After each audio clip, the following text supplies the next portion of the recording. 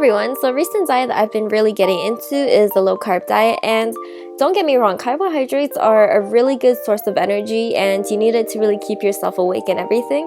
But the reason why a lot of people like to go on carbless diets or low carb diets is because what happens to carbs when you consume it is that it gets used throughout your body for energy and other things, but other than that, whatever is not used basically turns into glycogen, and glycogen is stored in your liver, and also it's basically stored as body fat. So a lot of people go on these diets because they want to reduce their body fat.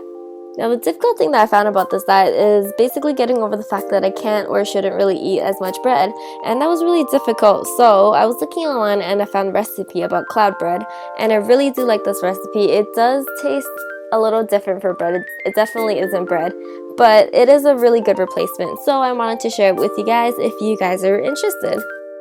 Alright, so to get started, we definitely need certain ingredients. So we need 3 eggs separated from yolks and whites, and then you need 3 tablespoons of cream cheese, 1/4 of a teaspoon of cream of tartar, or since I don't have it, I'm using baking powder, and then 1 packet of a sweetener.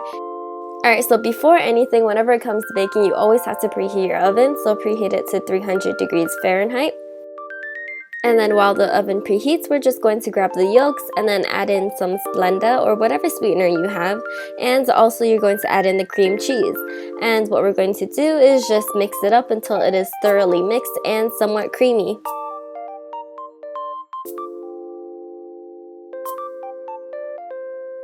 Setting the yolks aside, we're just going to grab the egg whites mixture and then add in your cream of tartar, baking powder, but don't add it in like I did because you don't want a dish in your food. But yeah, after that, you're just going to beat it on high. You can use an electric mixer, you can beat it by hand.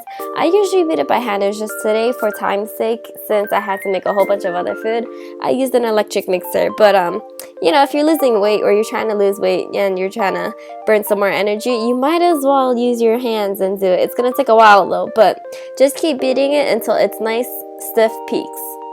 You're going to know when it's ready when basically you flip the bowl upside down and nothing comes out, and then, you know, it's stiff, like it doesn't move.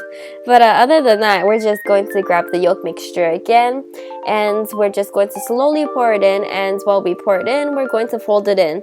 What folding is you just gently fold it from the bottom to the top, and we're just doing it like that. That way we keep all the air inside, and it's what keeps our bread not flat.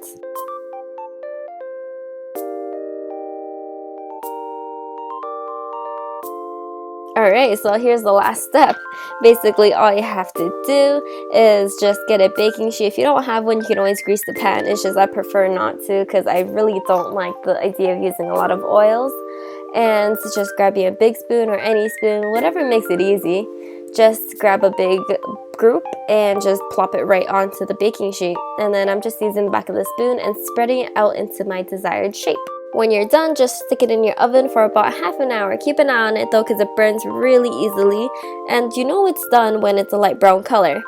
After that, you can just take it out and put it on a cooling rack and let it cool. Now, if you want it to be more chewy, I would suggest that you put it into the fridge for overnight, and then it should be much better. But after that, you're done, and you can really use it for anything that involves bread. Just use it as a substitute completely, and it should be good to go. In this case, I'm just using it as a turkey sandwich, and it's just really easy and really simple to make. So definitely do give it a try and let me know if you like it, and also tell me what you used it for.